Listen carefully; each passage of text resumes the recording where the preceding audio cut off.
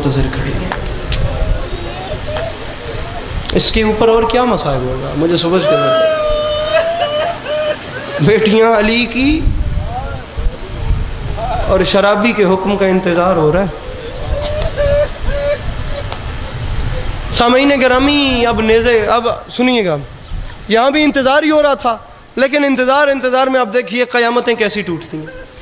نیزہ کھڑا ہے میرے مولا کا باغ میں، اور نیزے کی نوک پہ حسین کا سر اٹھاؤ، ہر بندہ مجھے دیکھے. جملے کا تعلق اب دیکھنے سے ہے. حسین بادشاہ کا سر نیزے کی نوک سے تلاوت قرآن کر رہا ہے. جس بندے کے گھر ایک دن کی بھی بیٹی ہے وہ ہائے ضرور کرے. تاریخ کہتی ہے باغ کے اس کونے پہ سید الشہداء نے تلاوت تب شروع کی.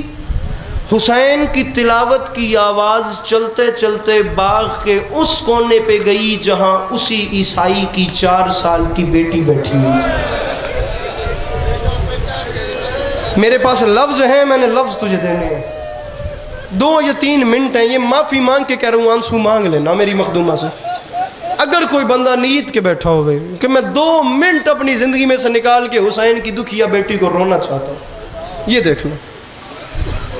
اب جب اس عیسائی کی 4 سال کی بیٹی تک اس تلاوت کی آواز گئی، تاریخ کہتی ہے اس کی عمر 4 سال، اس کا نام آمنہ، دین عیسائی، آنکھوں سے نابینا.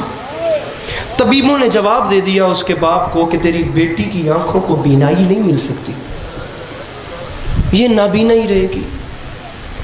اب تاریخ کہتی ہے سید الشہداء کے سر کی تلاوت شروع ہوئی اور اس بچی کے کانوں تک حسین کی آواز پہنچی. تھی نابینا لیکن تلاوت میں ایسا محو ہوئی کہ بیچاری رہ نہیں سکی. اب وہ اپنے پاؤں پہ کھڑی ہوئی، بغیر آسرے کے چل نہیں سکتی تھی، اسے سہارا دے کر چلایا جاتا تھا، لیکن ایسا محو ہوئی حسین کی تلاوت میں کہ ہاتھوں کے سہارے آواز کا پیچھا کرتے کرتے کرتے گرتے لڑکھڑاتے سنبھلتے بالآخر وہ 4 سال کی بچی گرتے گرتے اس نیزے کے نیچے آ گئی جس کی نوک پہ حسین کا سر تھا. ایک منزل بتاؤں، ایک منزل، صرف ایک منزل بڑھانا، جس کی نوک پہ سید الشہداء کا سر تھا. پھر کہہ رہا ہوں سر اٹھاؤ مجھے دیکھو اور مانگ لینا. میں بڑا منظوری والا مضمون پڑھ رہا ہوں. بابا جی مالک کی فرش عزا قبول فرمائے، جوانیاں مانگو. اس کی قسمت آپ دیکھ رہے ہیں کہ اوپر حسین کا سر تلاوت کر رہا ہے اور نیزے کے نیچے آ کے کھڑی ہو گئی ہے. زمان و مکان سے بے نیاز، بالکل محو ہے، اسے دکھائی نہیں دے رہا لیکن اوپر سے آواز آ رہی ہے.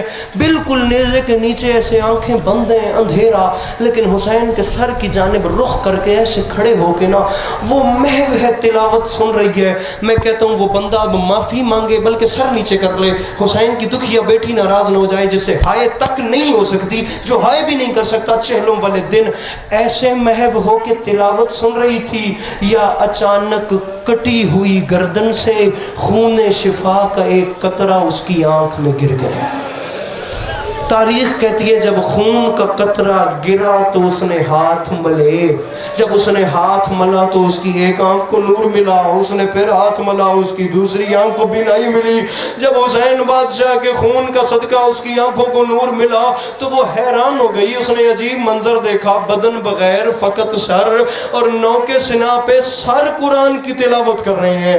وہ حیران ہو گئی، وہ پریشان ہو گئی، یہ کیسے ہو گیا کہ بدن نہیں فقط سر اور تلاوت قرآن کر رہے. تاریخ کہتی ہے زمان و مکان سے بے نیاز ہو کے بس سر دیکھ رہی تھی، لیکن اس نے اچانک ایسا منظر دیکھا کہ زمین ہلی، آسمان ہلا. اسے وہ نیزے پہ تلاوت کرتے سر بھی بھول گئے. وہ منظر سنیں گے بڑے حوصلے سے جملہ سمجھئے گا. پہلے سروں میں محو تھی لیکن تڑپی. اس نے اچانک دیکھا تو نیزوں کے ساتھ نیچے چند زخمی بیبیاں گھٹنوں پہ سر رکھ کے رو رہی. اللہ اکبر، اللہ اکبر، اللہ اکبر، اللہ اکبر. چند زخمی بیبیاں ہیں، اب وہ اپنے گھٹنوں پہ سر رکھ کے رو رہی ہیں. تاریخ کہتی ہے اس آمنہ نے ان بیبیوں کو دیکھا، وہ چلتی چلتی ان بیبیوں کے قریب آئی. ان بیبیوں میں آگے ایک بیوی تھی جو دوسری بیویوں کی سالار محسوس ہوتی تھی. وہ آمنہ چلتے چلتے اس کے قریب گئی. کتنا گریہ ہو، کتنا ماتم ہو، کتنا زور لگاؤں، میں آرام سے تیرے دل کی بارگاہ میں جملہ رکھتا ہوں. تیرے عمر بھر رونے کے لیے یہ ایک بے چارگی کا جملہ کافی ہے. وہ جو بی بی سردار محسوس ہوتی تھی نا، اور وہ گھٹنوں پہ سر رکھ کے رو رہی تھی، وہ آمنہ چلتے چلتے اس بی بی کے پاس گئی. سلام دعا نہیں، بس دونوں ہاتھوں سے اس بی بی کو آمنہ نے جھنجھوڑا. اس بی بی نے گھٹنوں سے سر اٹھایا، اس کی آنکھوں میں آنسو تھے. آمنہ نے اس کے سامنے ہاتھ باندھ کے کہا، بی بی روتی کیوں ہے؟ اگر آپ کو کوئی دکھ ہے تو اپنا دکھ اس نیزے والے کو کیوں نہیں بتایا؟ اب وہ بندہ سر نیچے کر لے جس نے ماتم نہیں کیا، اب وہ بندہ سر نیچے کر لے جس نے ہائے نہیں کی.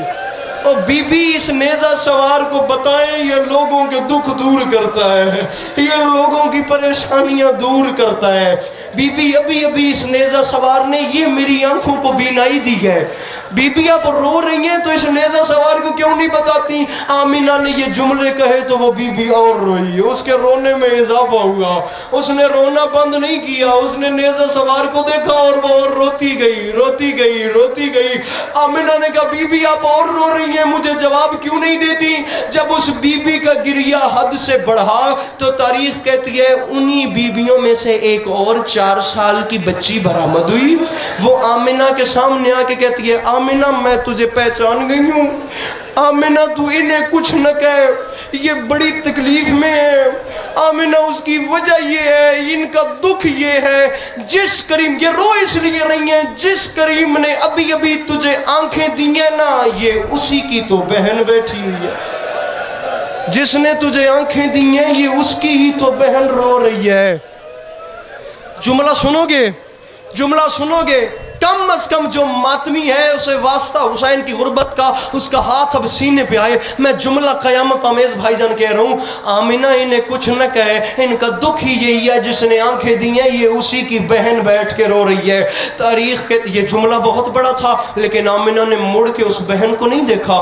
وہ آمنہ اپنی ہم سن 4 سال کی بچی کو دیکھتی گئی دیکھتی گئی دیکھتی گئی دیکھتی گئی دیکھتی گئی، آنکھیں پھاڑ کے دیکھتی گئی. معافی مانگی جب تیرے کو ماتم یا ہے نہیں ہوندی. جب دیکھتے دیکھتے نہیں رہ سکی تو آمنہ انہی قدموں سے واپس پلٹی. آنکھیں پھاڑ کے دیکھ بھی رہی تھی، واپس چلتے چلتے آمنہ اسی نیزے کے نیچے، گل میں کرنی ہے ماتم تسا کرنا ہے، اسی نیزے کے نیچے آئی اور آمنہ ہاتھ باندھ کے نیزہ سوار سے کہتی ہے، او مظہر العجائب، اے میری سمجھ میں تیری کریمی نہیں آئی، اور تو غیر کی بیٹیوں کو آنکھیں دیتا ہے، تیری اپنی بیٹی کے کان زخمی ہیں. اب جس نے ماتم نہیں کیا وہ سر نیچے کر لے. اور تو غیر کی بیٹیوں کو آنکھیں دیتا ہے، تیری بیٹی کے کانوں سے خون جاری ہے. تو غیر کی بیٹیوں کو آنکھیں دیتا ہے، تیری اپنی بہن کے سر سے خون جاری ہے. تاریخ کہتی ہے وہ تڑپی، وہ تڑپتے تڑپتے باغ کے دروازے پہ گئی. دروازے پر جا کر اس نے اپنے باپ کو صدا دی، بابا واپس آ، بابا یہ آ کر دیکھ تیری بیٹی کی آنکھوں کو نور مل گیا ہے. مانگنا میرے مولا حسین، بابا تیری بیٹی کی آنکھوں کو نور مل گیا، واپس آ. تاریخ کہتی ہے عیسائی 8 قدموں پہ دور تھا کہ روتے روتے زمین پہ گر گیا. میری بچی، طبیبوں نے تو جواب دے دیا تھا، یہ تجھے کس حکیم نے شفا دی ہے؟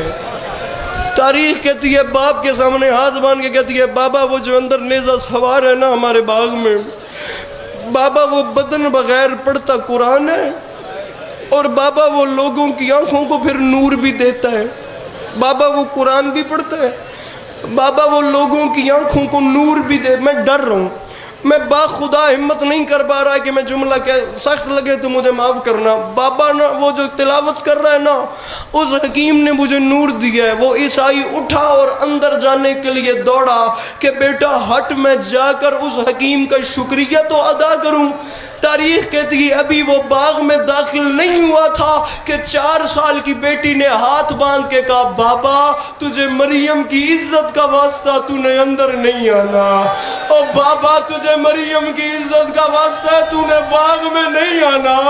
اس نے کہا بیٹا اس نے تیری آنکھوں کو نور دیا ہے، میں اس کا شکریہ ادا نہ کروں؟ بچی منہ پہ ماتم کر کے کہتی ہے بابا مریم کی عزت کا واسطہ تو اندر نہ جا، اس کی وجہ یہ ہے جس کریم نے مجھے آنکھیں دی ہیں نا بابا اسی کریم کی بہنیں اندر بغیر چادر کے بیٹھی ہیں، اور بابا اس کی بہن کے سر پہ چادر نہیں ہے، اور بابا اس کی بیٹی کے سر پہ چادر نہیں۔